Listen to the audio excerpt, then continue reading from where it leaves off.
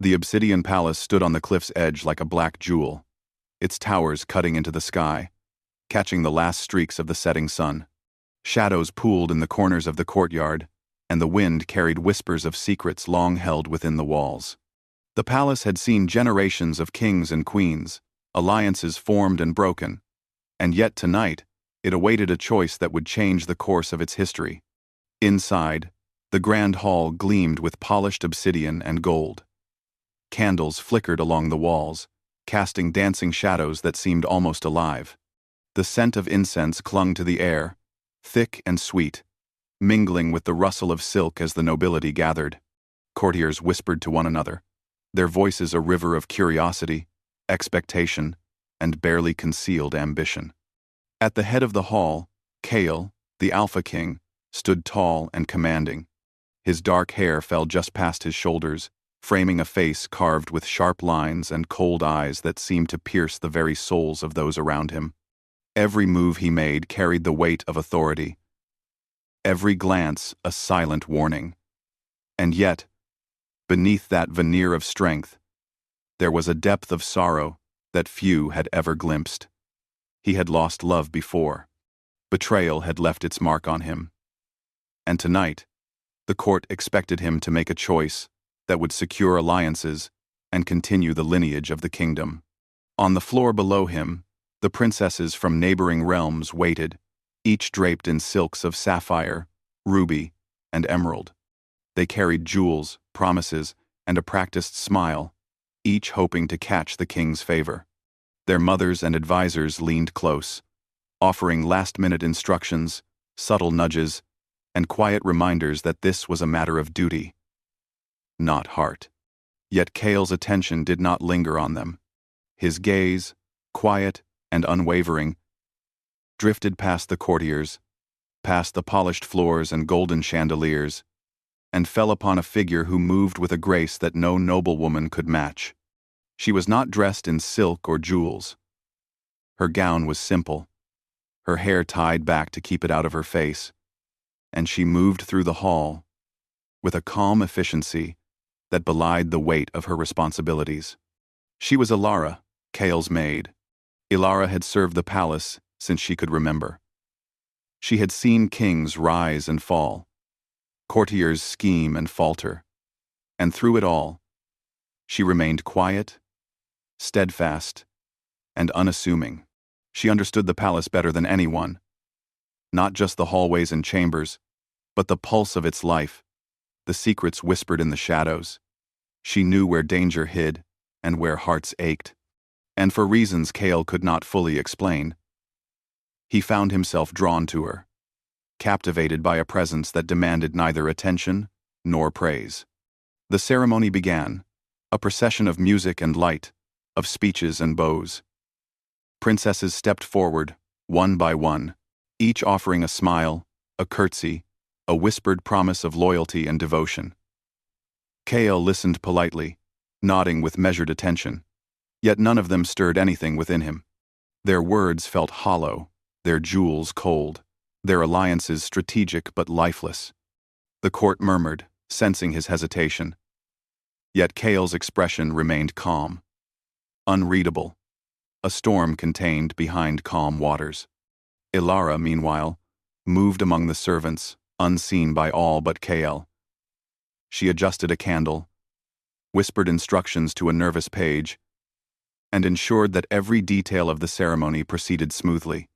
And yet, despite her humble position, her eyes calm, clear, and unwavering caught Kale's whenever he dared to look. There was a quiet courage in her, a steadiness that had survived trials he could not name. The tension in the hall was almost tangible. Courtiers leaned forward, whispering predictions. Who would the king choose? Which princess would rise to become queen? The air was heavy with expectation, the weight of centuries pressing down like a tide. Kale closed his eyes for a moment, feeling the eyes of the entire kingdom upon him. He knew what was expected. He knew the rules, the duty, the alliances that had been carved into law and tradition. And yet, his heart refused to follow the script. When Kale opened his eyes, The court fell into a hush, sensing that something different was about to happen. The princesses straightened, smiles faltering.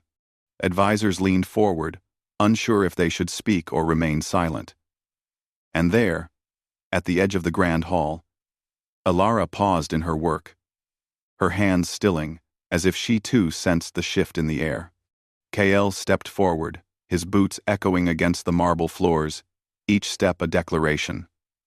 The eyes of the court followed him, the whispers halting in anticipation. A soft gasp swept through the hall as Kael reached the center, and then he did something no one expected. He extended his hand, not to a princess, but to Alara. The hall froze. Noble women clutched their fans, advisors stiffened in disbelief, and the princess's smiles faltered into expressions of shock. Kael's voice, calm and unwavering, filled the grand hall. "She shall be my queen." For a moment, the world seemed to stop.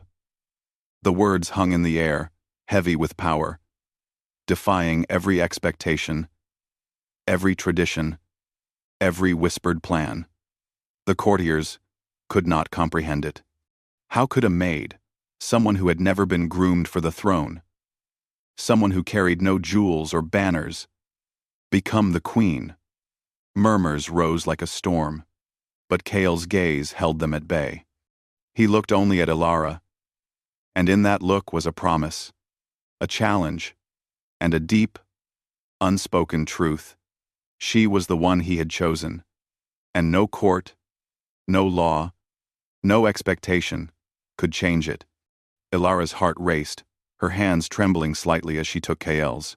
She felt the weight of every eye in the room upon her, the centuries of expectation pressing down. And yet, there was a strange clarity in that moment. She understood that her life, once quiet and hidden, was about to change forever. She felt fear, yes, but also a surge of courage, a knowledge that she was exactly where she was meant to be. The murmurs grew louder, voices rising in shock, disbelief, and anger.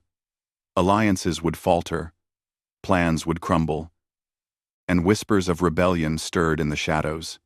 And yet, Kael's presence, unyielding and commanding, silenced the doubt. He did not waver, and neither did Alara. In that shared gaze, they acknowledged something stronger than duty, stronger than fear, a connection born not of expectation, but of truth and heart. The high priest of the court stepped forward, his robes flowing, eyes wide with surprise. Tradition demanded a choice from Kael, and yet here he stood, defying it. The priest's voice was measured, cautious. "My king, are you certain?" Kael's answer was quiet but resolute. "I am certain." A ripple ran through the hall. Courtiers looked at one another, unsure if they were witnessing audacity or folly. Princesses paled, realizing that their chances were gone.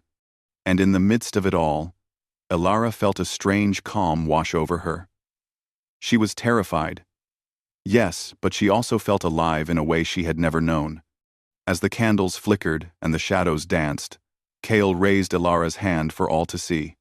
The hall seemed to hold its breath, waiting to see if the walls of tradition would crumble, or if the kingdom itself would rise to meet this new, uncharted path.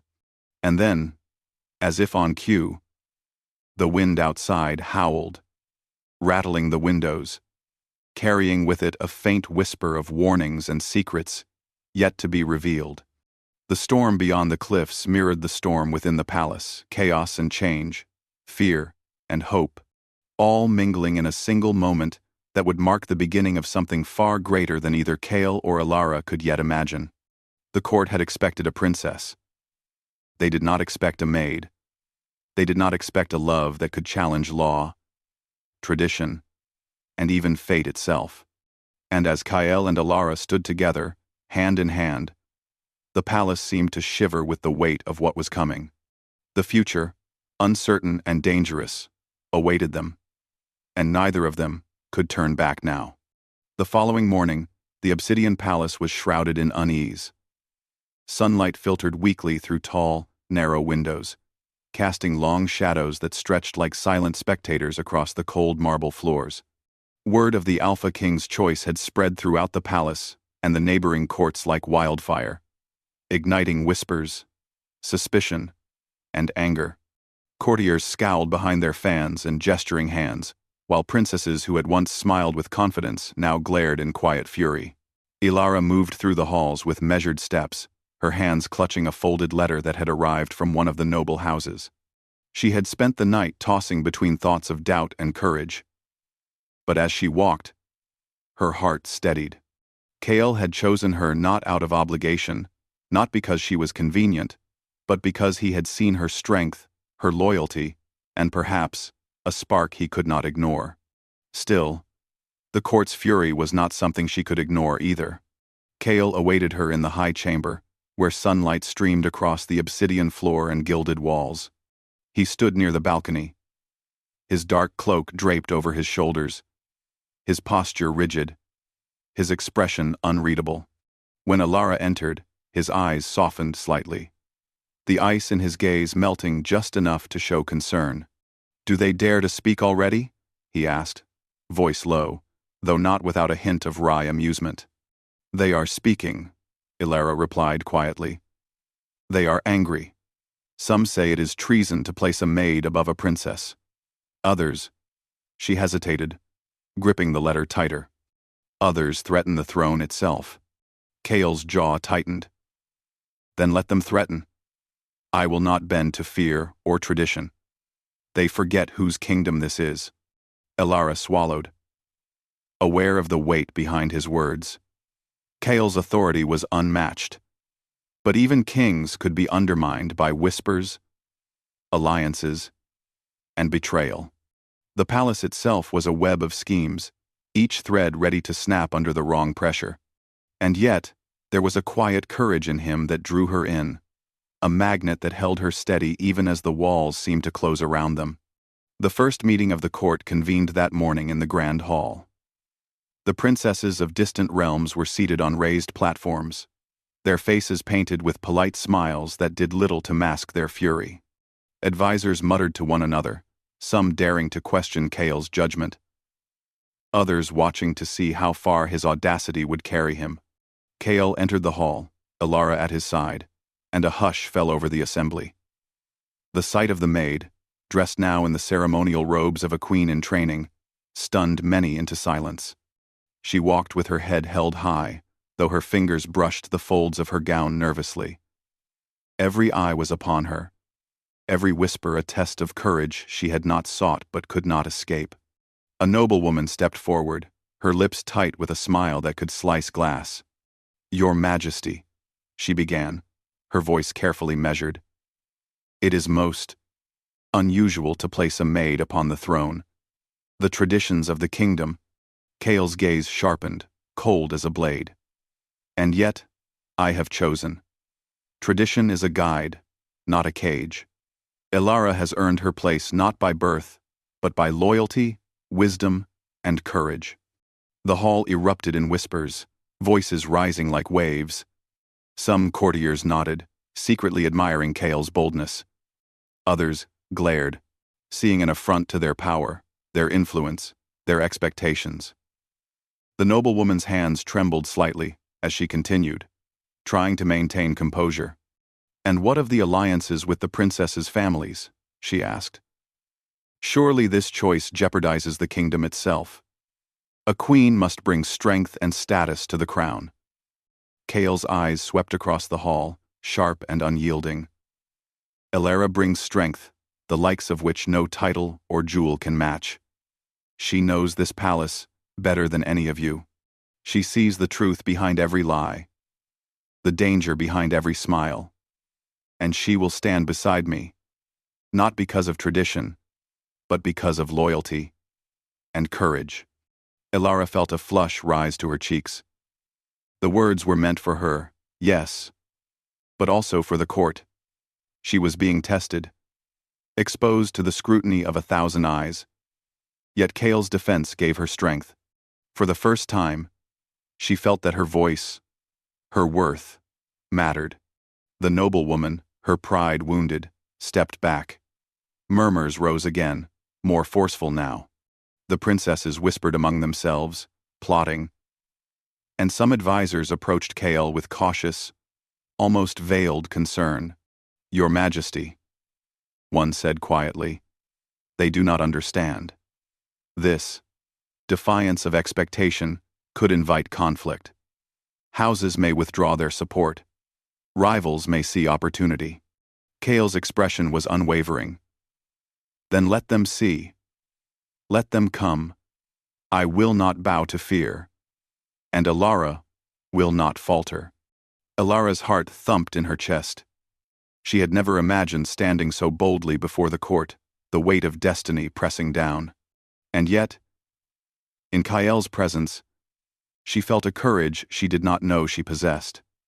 She straightened her shoulders and met the eyes of those who doubted her, letting a calm certainty shine through her gaze. The court meeting ended, but the storm did not abate. That night, in the quiet of the palace, Alara discovered the depth of the resentment she would face. Servants whispered warnings, pages carrying notes of insult and threat, and even the kitchens were not free of gossip. One letter, slipped under her door, read only, "You will regret this. The throne is not yours to claim." Kale found her as she read it, the candlelight flickering across her face. He placed a hand lightly on her shoulder, a steady anchor amid the chaos. "Let them whisper," he said. "Threats are wind. They cannot move us unless we let them." Alara looked up at him, awe and fear mixing in her chest. "But what if they try something more? What if someone seeks to harm the throne? Or me?" Kale's eyes softened. "Then we will face them together. Fear is a choice. Courage is ours to take. And you have shown me courage already." Days passed, and the court's murmurs grew louder. Alliances threatened to fracture as noble houses debated the wisdom of Kale's choice. Princesses refused to meet Alara's gaze, their smiles frozen and false. Advisors plotted in shadows, some loyal, some opportunistic, each waiting to see who would falter first. Alara's days became a careful dance of etiquette and courage. She learned to navigate the grand hallways, the subtle cues of power, the silent tests of the court. Every smile could hide a trap, every gesture might be a challenge. Yet through it all, Kale remained by her side, a silent shield and guide.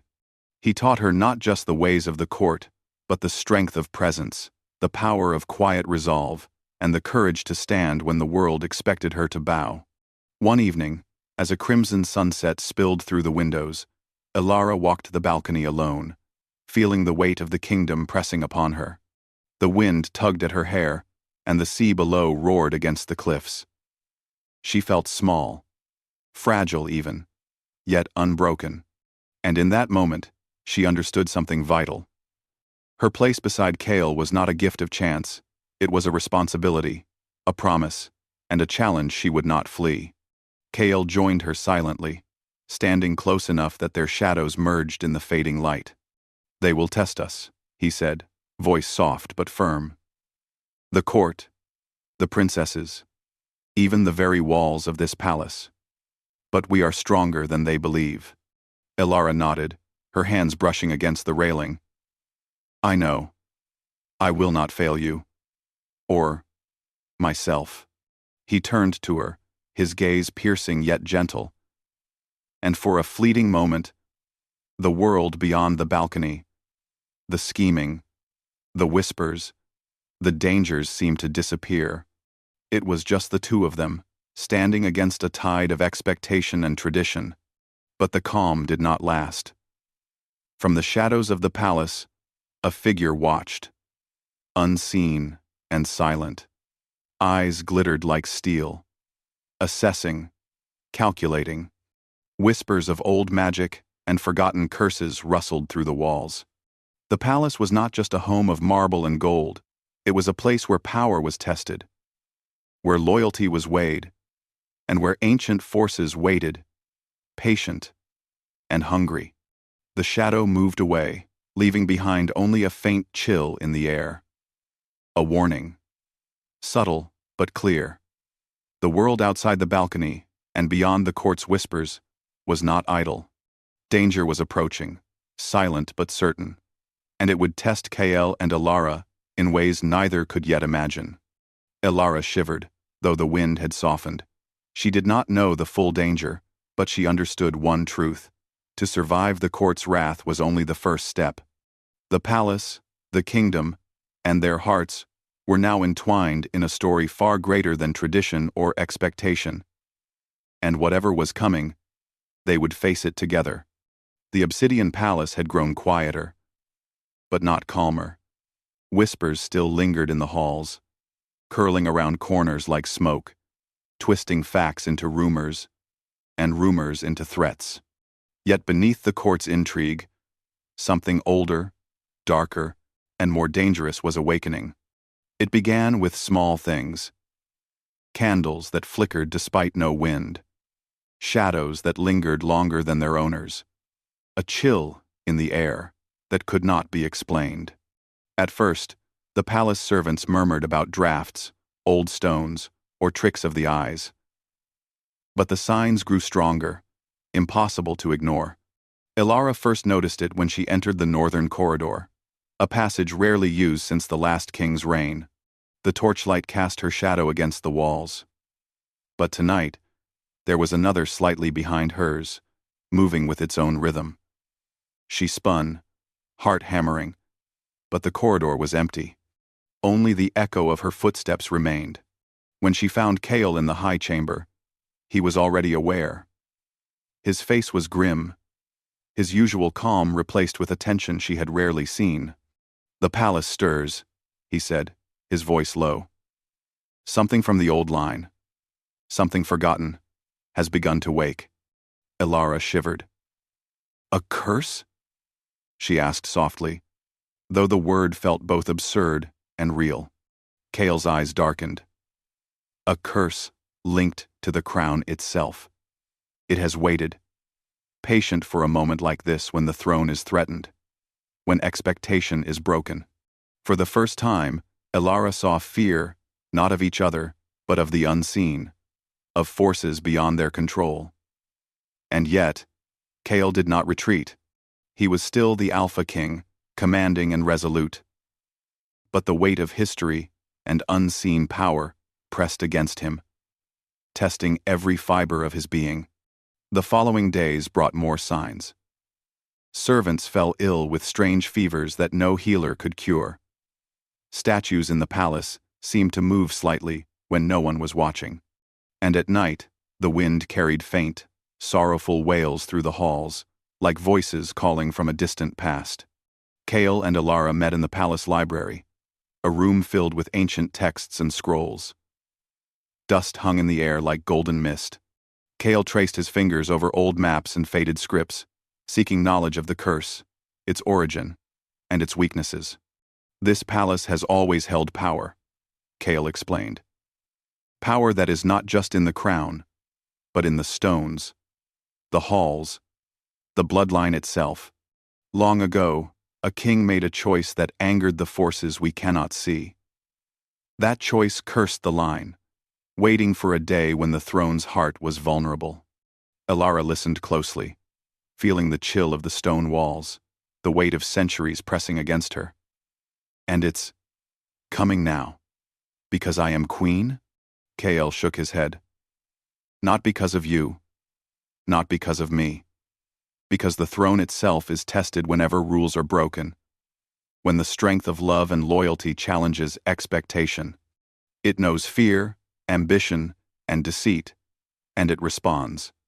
Elara swallowed, her hands gripping the edge of the table. The thought of danger was no longer abstract. It was real, silent, and creeping closer with every passing hour. That night, Kael insisted they patrol the palace together. Moonlight poured through the high windows, silvering the obsidian floors. The corridors seemed to stretch endlessly, shadows deepening with each step. They moved quietly, senses alert, the silence almost deafening. As they approached the northern wing, A sudden movement caught Ilara's eye. A shadow flitted across the wall, faster than any person could move. She gasped, and Kael's hand found hers, gripping it tightly. "Steady," he whispered. "Do not let it frighten you. Fear is what the shadows feed on." They advanced slowly. And then, in the center of the hallway, the air shimmered like a veil, dark and cold. The shadows coalesced, forming shapes that twisted and writhed, whispering in voices that sounded like both children and elders, both pleading and angry. Kael stepped forward, his presence commanding, his voice low but firm. "You have no claim here. Leave." The shadows hesitated, almost as if surprised by his authority. Then, a single figure separated from the mass, a form cloaked in black, with eyes glowing faintly red. It spoke in a language neither Kael nor Ilara fully understood, yet its meaning was clear. "The crown is bound by blood and fear. Only the unworthy may sit freely. On 7. The reason unliva. On 7-3. They have 7 unworthy. On 7-3 unliva." Ilara's hand tightened on Kael's. "What does it want?" she whispered. Kael's jaw tightened. "It tests us. It measures the worth of the crown and its queen. We must prove ourselves. Or it will strike." The figure vanished, leaving behind a chill that seemed to seep into the bones. Ilara felt her courage tremble. But she did not pull away. She realized then that the test was not just for Kael, it was for both of them. Together, they were stronger than the shadows. Over the next week, strange incidents continued. Guards reported fleeting figures that vanished before capture. Hallways grew colder. Whispers carried threats that were never fully spoken.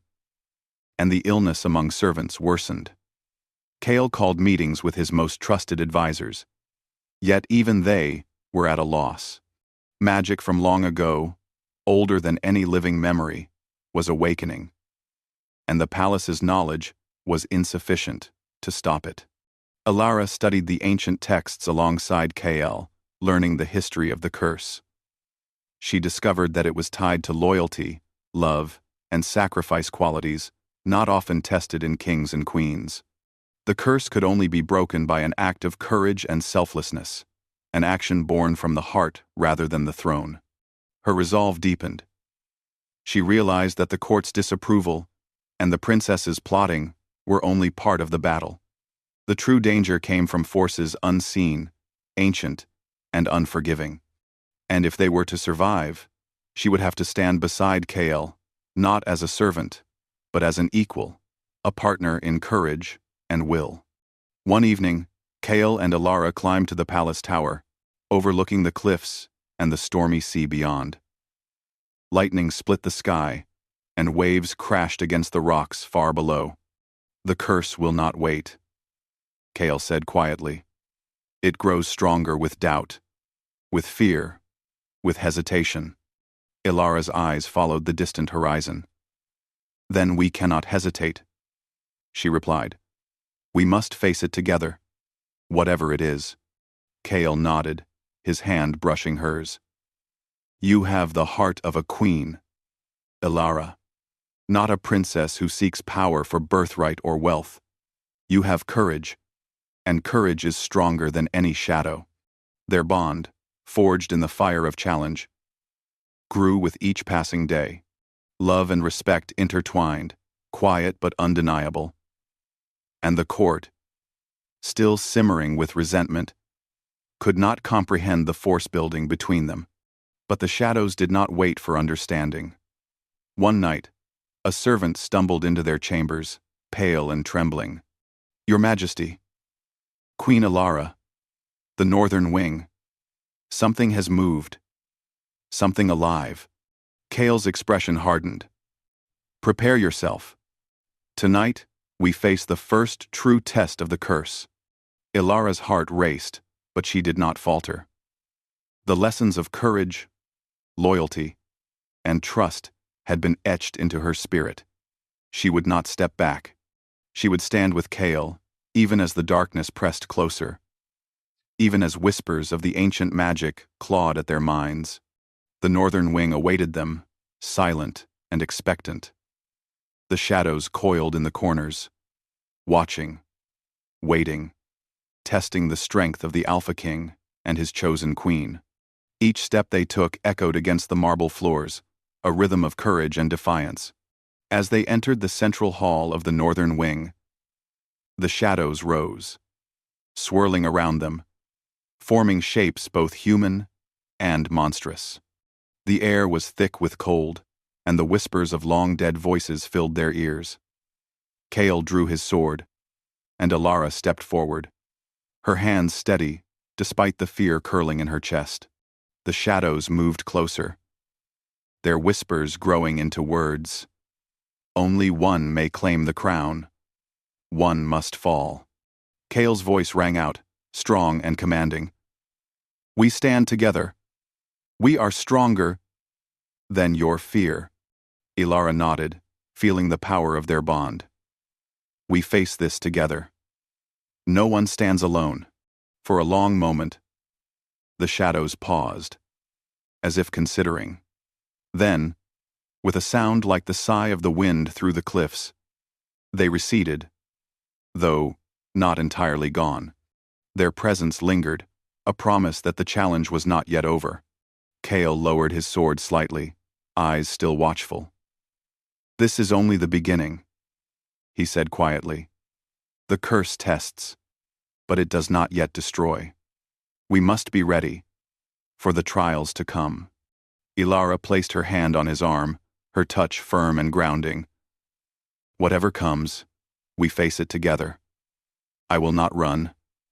I will not falter. Outside, the storm raged, as if echoing the tension within the palace. And in the shadows of the northern wing, the curse waited, patient and eternal, for the next test, for the next choice, for the courage that only two hearts, united in trust and love, could wield. The storm had not ceased. Lightning split the sky over the cliffs, and waves crashed violently against the rocks below the obsidian palace. The wind howled through the towers, rattling windows and doors, carrying with it a chill that seemed to seep deep into the bones. The palace itself felt alive, restless, as if it were aware that the climax of its centuries-old history had arrived. Kale and Alara stood in the central hall of the northern wing, the same hall where the shadows had first tested them. This time, the darkness was heavier, thicker, and almost tangible. The whispers of ancient voices echoed through the marble corridors, carrying words of warning, of judgment, and of challenge. Every instinct Kale possessed screamed that the trial was unlike any they had faced before. Alara's hand brushed against his, and she felt the tension coiling in his muscles. "Are you ready?" she asked softly. Her voice carried steadiness that masked the fear she could not deny. Kale's dark eyes met hers. There was no hesitation, only resolve. We face it together. Whatever comes, we do not falter. The shadows began to move, coalescing into forms both human and beastly. They rose higher than before, circling like a storm of darkness, whispering that only one would survive, only one would claim the throne. But Kale and Alara did not waver. Each step they took together was a statement of defiance, a promise that they would not allow fear or power alone to dictate their destiny. Alara remembered the lessons she had learned. Courage was more powerful than fear, trust stronger than suspicion, love more enduring than cruelty. She lifted her chin, meeting the shadow's gaze, and spoke aloud, her voice clear and unwavering. We will not be torn apart. The crown is not yours to judge, it is ours to protect. The shadows recoiled slightly, as if surprised by the unity and courage of the pair. Kale drew his sword, the steel glinting in the flickering torchlight. He did not strike blindly but moved with precision and purpose, his every action measured, every motion a declaration of command over the forces around them. A figure, taller and darker than the others, separated from the mass. Its eyes glowed faintly red, and a voice rolled through the hall, echoing from every corner at once. Only sacrifice will break the chain. Only one may claim the throne. Kael stepped forward, his sword raised, but it was Alara who moved first. She placed herself between the shadow and Kael, her hand gripping the hilt of the sword with quiet strength. "No," she said firmly. "We will not be divided. We face this together, or not at all." The shadow hesitated, almost as if it were considering her words. Then it surged forward, more forceful, testing their resolve. The air grew colder, the hall darker, as if the storm outside had entered the walls themselves. Kyle moved beside her, sword and presence both steady. "Together," he said again. "We are stronger than fear, stronger than shadows." Alara nodded, drawing on every ounce of courage she possessed. The whispers grew louder, threatening, tempting, but she did not falter.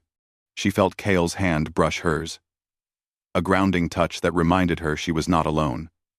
Their hearts beat in unison, a rhythm of trust, loyalty, and love. Then, as the shadows surged, something shifted. The central figure, the one with the red eyes, paused. Its form wavered, unstable. It was reacting not to steel, but to courage, to the bond between Kael and Alara. Alara spoke again, her voice rising above the storm. "You have no power over us. The throne is ours, not because of fear, not because of blood, but because we will protect it. We will protect each other." The shadows faltered, then shrank, withdrawing into the corners of the hall. A silence fell, heavy but victorious. The storm outside seemed to calm slightly, the wind softening, the waves retreating into measured rhythm. Kael lowered his sword, turning to Alara. Relief and pride softened the hardness in his eyes. "You were extraordinary," he said. "Braver than anyone I have ever known." Alara smiled faintly, her chest still heaving from the intensity of the trial. "I could not have done it without you. You taught me to stand, to face fear, to trust my strength." For the first time, the palace seemed at peace. The whispers of ancient voices had faded, the shadows no longer lingered. The curse, tested and challenged, had been broken not by power, not by blood, but by courage, loyalty, and love. The court, once so skeptical, slowly began to acknowledge the bond between Kael and Alara. Advisors bowed with cautious respect. Princesses, though still proud and wary, realized that a queen's worth was measured not by birthright but by heart and courage. Even the walls of the palace, once cold and imposing, seemed warmer, welcoming the queen who had proven herself. That evening, in the grand hall, Kael addressed the court. His voice carried authority, tempered with the depth of what they had survived together. "The throne has been tested, and it has passed," he said, eyes sweeping over the assembly. "Alara, my queen, has shown courage, wisdom, and loyalty that surpasses any expectation, any tradition. She is worthy of this crown, and I choose her not because it is required, but because it is right." Ilara's heart swelled, but she kept her gaze steady. She had faced shadows, whispers, and storms. She had faced doubt, fear, and expectation.